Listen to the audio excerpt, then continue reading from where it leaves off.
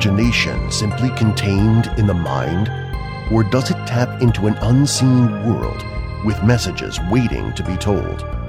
There is a place where legends cross over into our world, where strange visions and whispers beckon, and superstition takes hold. Step into the Black Cat's shadow with Andy Ussery.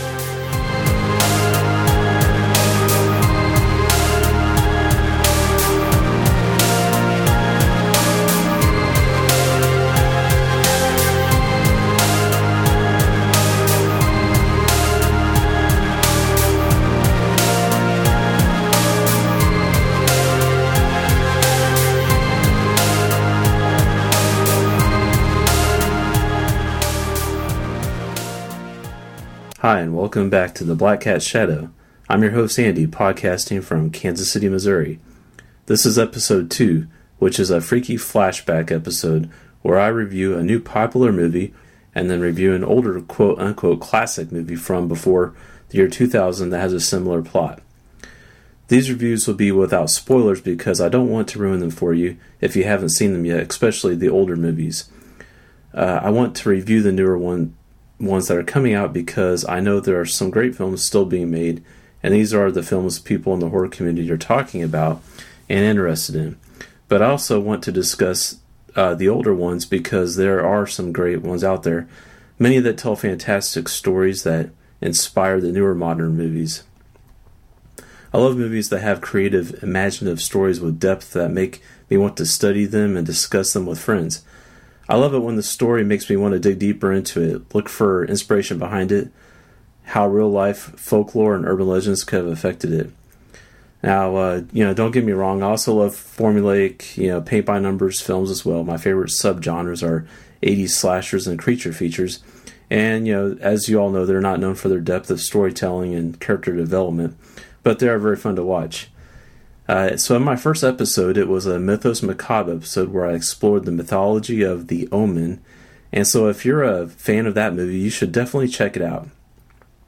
My hope with the freaky flashback episodes is that you would tune in to hear my thoughts on the newer movies and then stick around and hear about the older movies that generally don't get talked about much anymore. And through the process, I can even discover some forgotten movie that I didn't even know about, and that's what's going to make this, all the more worthwhile to me. So without further ado, here are my thoughts on 10 Cloverfield Lane from 2016.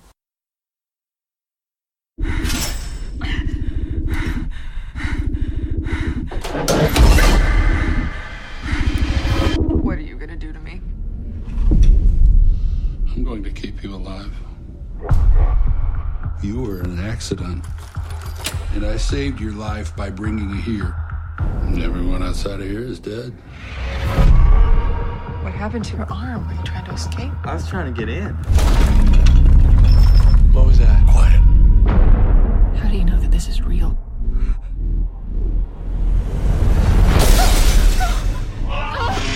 They're going to get all of us killed! No! Don't open that door! Something's coming. 10 Cloverfield Lane. 10 Cloverfield Lane stars John Goodman, who most people recognize as Dan from the sitcom Roseanne, and The Big Lebowski, and he also played the comic relief in Arachnophobia. He also did the voice of Mr. Prendergast in Paranorman. He was in Raising Arizona. Oh yeah, he did a small role in one of my absolute favorite guilty pleasures. He played a police officer along with Jay Thomas and Chud. And suffice it to say, he has quite the resume. He's been in a lot of good movies, and I think most people would recognize him from something. Mary Elizabeth Winstead is also in this movie. She too has been in a lot of good movies with a lot of horror cred to her name. She was in the Thing remake, Final Destination 3. She was in the older TV series Wolf Lake with Lou Diamond Phillips. I never did watch that, but it sounded interesting with the werewolf plot. She was in Monster Island with Carmen Electra. She was in The Ring 2. Oh, she was even in Grindhouse and Death Proof. I didn't even realize who she was when I saw it. Let's see. Abraham Lincoln Vampire Hunter. So this will probably not be the first time most people see her in a movie. The other guy that was in the other character, that appears mostly is John Gallagher Jr. I recognize him, but not sure from what. He hasn't been in a lot of movies, but he was in Jonah Hex. But it's been a while since I've seen that, and I don't really remember him. He's also in the new movie Hush that everybody's talking about right now.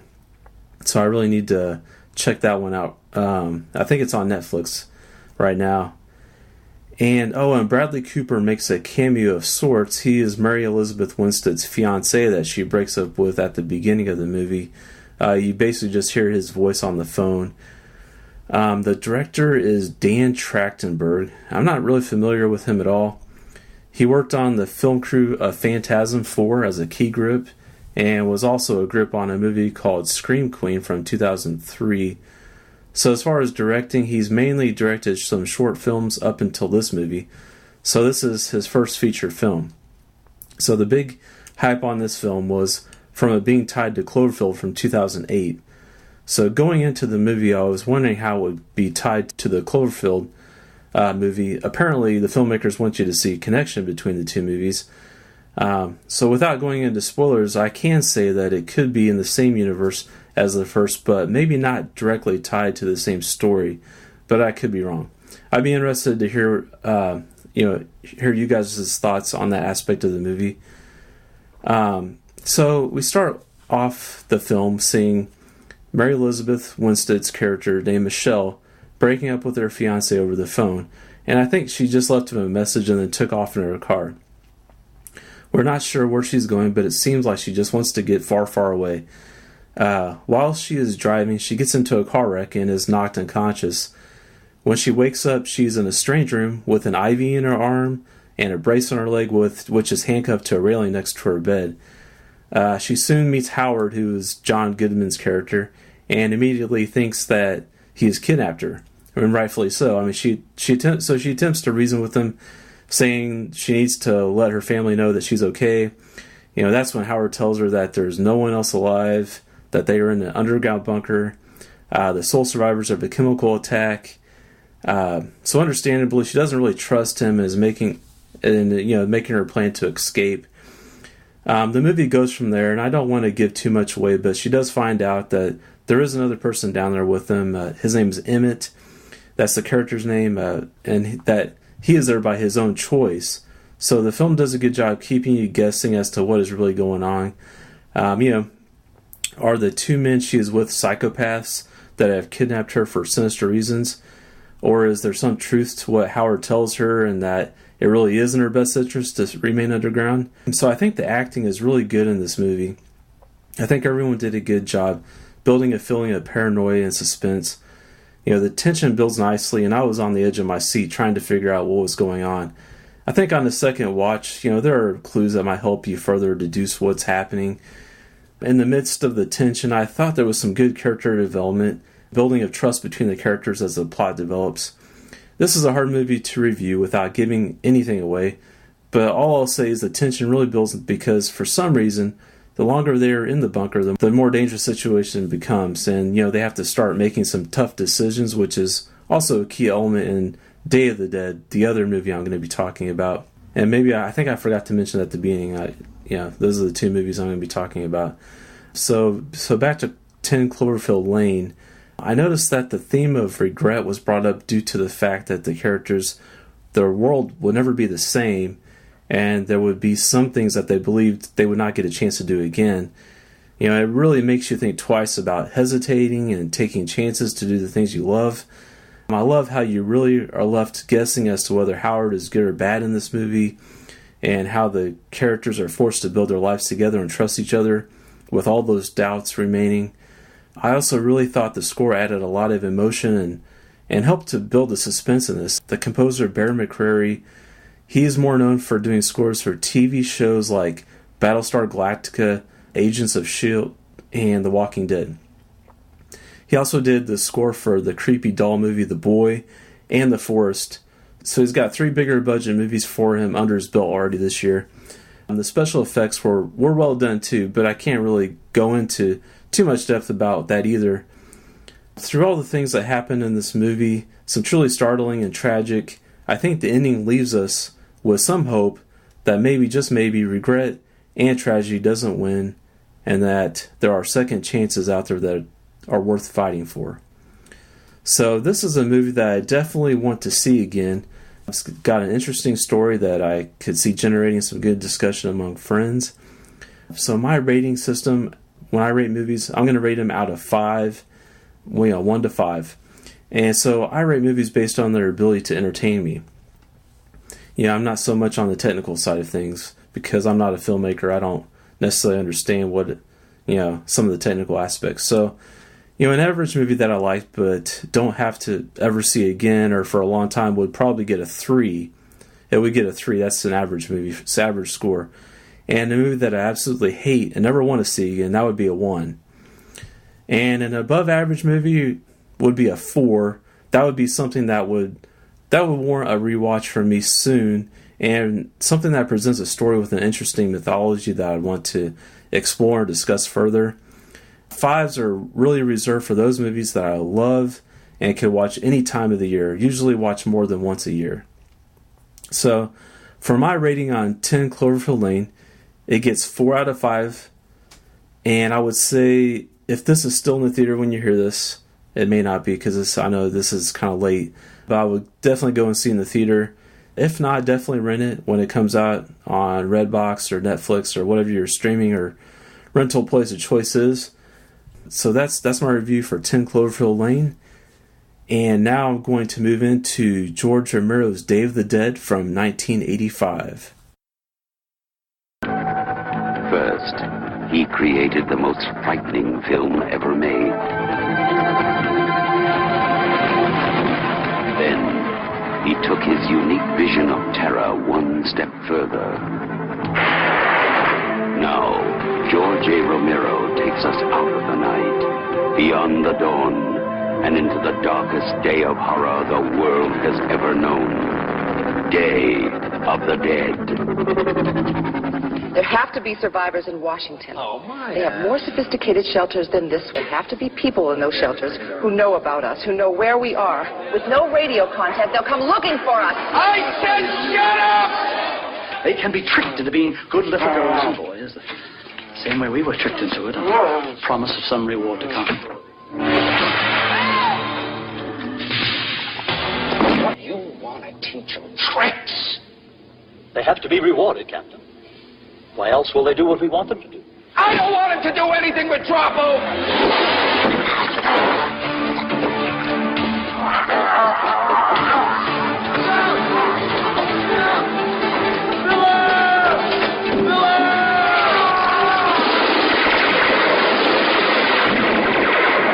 Those are my men in there! That's it. Run, you lunatics.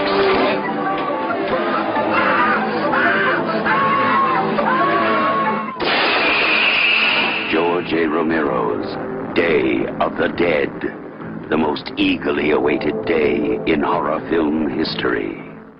Day of the Dead is the third movie in George Romero's Living Dead franchise that starts with Night of the Living Dead in 1968, then Dawn of the Dead in 1978, this one in 1985, and then Land of the Dead in 2005, Diary of the Dead in 2007, Survival of the Dead in 2009, and then on IMDb it says there is a Night of the Living Dead 2 in pre-production coming out later this year on October 31st. That'll be interesting to see what develops with that, and I wonder why it's Night of the Living Dead 2. If anyone else knows more about it, hit me up on Twitter. I'm at Black Cat Podcast. I'd be interested to hear more about it. Now, I didn't see this movie until I was older, in my 20s. In fact, I saw the Tom Savini remake of Night of the Living Dead before any of the original Romero movies. I think it was on TV or something. Then saw Night of the Living Dead, and then Dawn of the Dead, and then Day of the Dead, when I was in my 20s. And I didn't see Land of the Dead until 2011, and I haven't seen Diary or Survival yet. I haven't seen the last two movies yet. Because really, zombie movies are not my favorite, to be honest, so I haven't really sought them out. So Day of the Dead was written and directed by George Romero, who is, everybody knows is the father of the modern zombie movie, having influenced most of the zombie movies that have been made since Night of the Living Dead was released. Besides the Living Dead movies, he's directed The Crazies, Creepshow, Monkey Shines, and The Dark Half. He has also written most of the movies that he has directed, along with 4 episodes of Tales from the Dark Side, the TV show, Creepshow 2, and the Cat from Hell segment of the Tales from the Dark Side movie. He's also done acting cameos in some of his movies, like all the Living Dead movies and even Silence of the Lambs. He likes to have some sort of social commentary in his movies. So there's a quote from Romero about that. He says, "I don't try to answer any questions or preach. My personality and my opinions come through in the satire of the films, but I think of them as a snapshot of the time. I have this device or conceit where something happens in the world, and I can say, ooh, I'll talk about that. And I can throw zombies in with it. It'll get made. That's kind of my ticket to ride." So that's kind of what his way to get a movie made is just to include zombies in it. So the cast is pretty unrecognizable to me. I'm really not familiar with any of the actors in this movie. I see that Greg Nicotero played one of the soldiers. I think it was Johnson. And he is, of course, he is the N in the K&B effects group, which has done special effects for numerous horror and sci-fi movies like Creepshow 2, Phantasm 2, Nightmare on Elm Street 5, Bride of Reanimator, Army of Darkness, John Carpenter's Body Bags, Jason Goes to Hell, and on and on.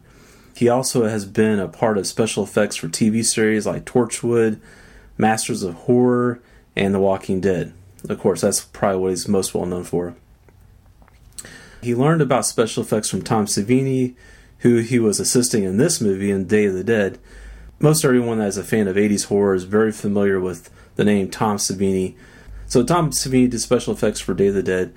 And in addition, he also did special effects for Dawn of the Dead, The Prowler, Friday the 13th, and Friday the 13th, the final chapter, Part 4, Maniac, and The Burning, which are all classic 80s slashers that I love.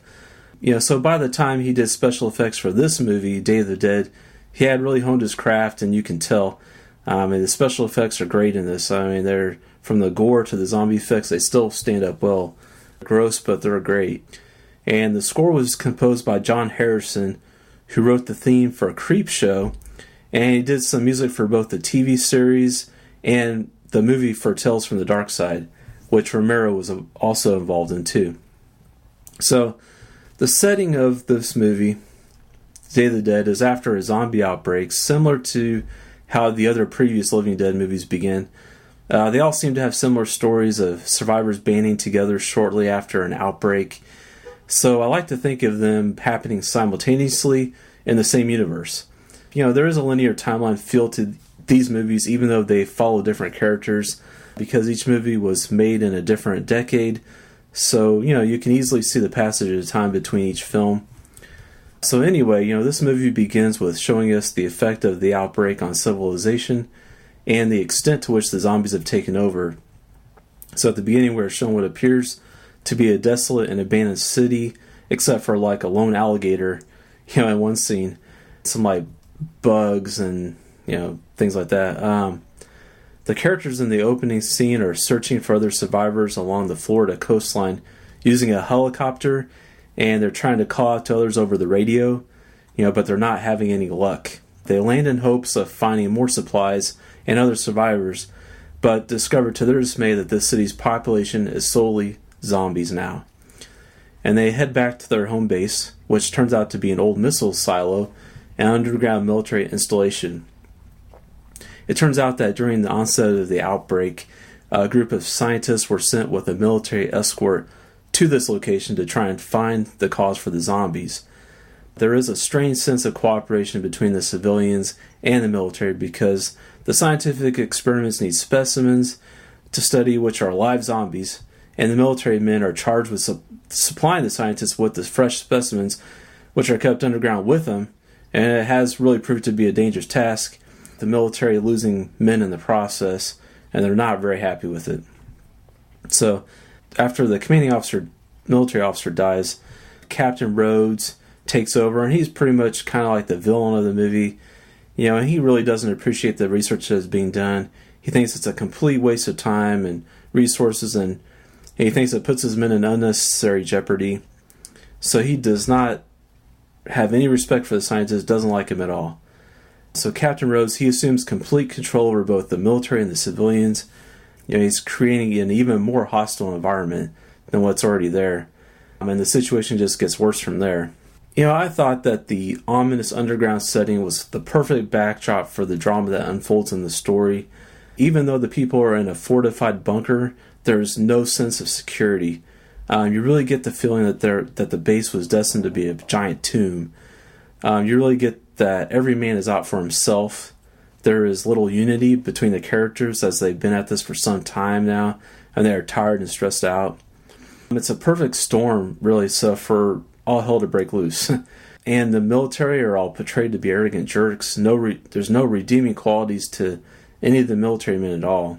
But I really like the opening credits. There's just no idle time in this film. And the action starts from scene 1 and keeps rolling right on through the opening credits. I did like the score, all the 80s synthesizer goodness, even though it does date the movie and it may not be everyone's cup of tea, but I thought it conveyed the emotions of the film well. I watched the Scream Factory Collector's Edition, and it's an amazing transfer. I noticed things that I hadn't noticed before when I've seen this movie before in earlier watches. Little details really stick out more.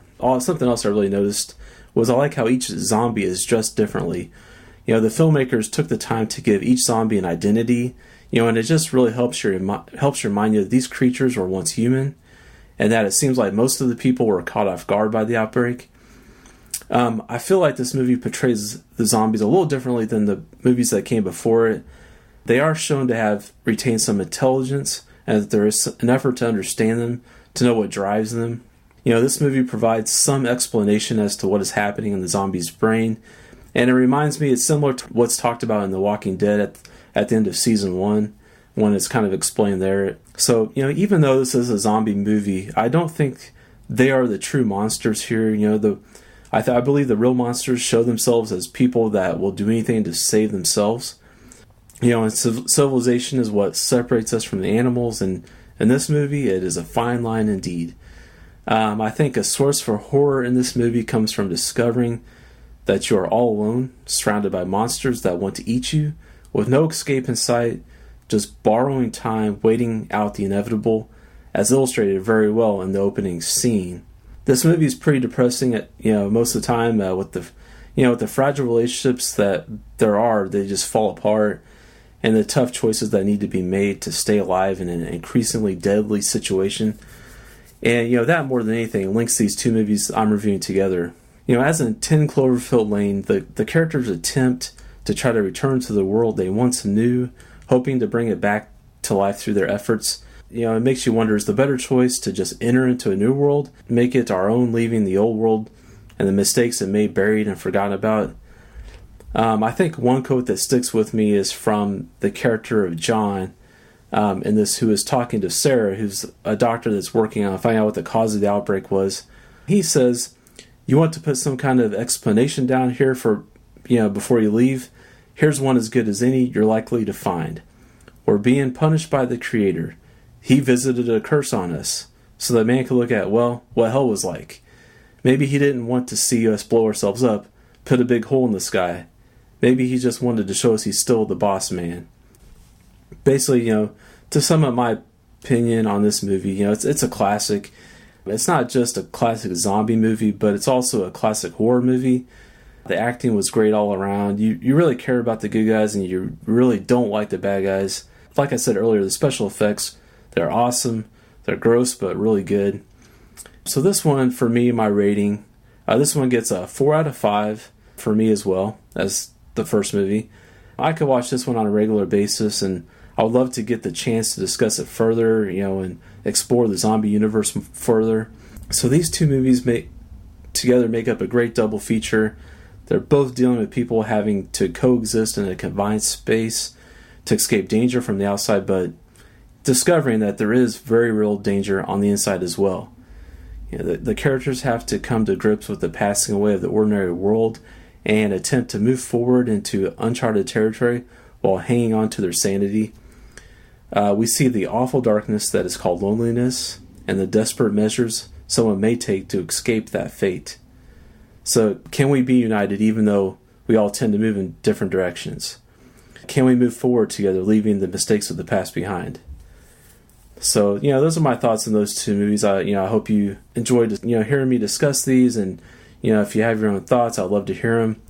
And, so thanks again, guys, for joining me as I talk about these two movies. I appreciate your company. I'd love to hear your comments on these movies as well. You can hit me up on Twitter at Black Cat Podcast, and on Facebook, it's also, you can just do a search for Black Cat Shadow, or if you just want to go directly there, it's Black Cat Podcast at the end of the Facebook URL.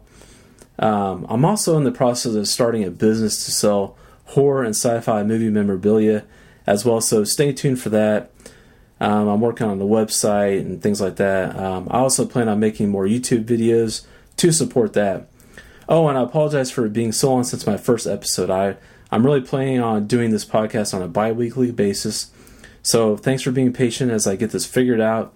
So as I say goodbye, remember to look closer at the world around us, and you might just find it stranger and more mysterious than you thought, especially in the Black Cat's shadow.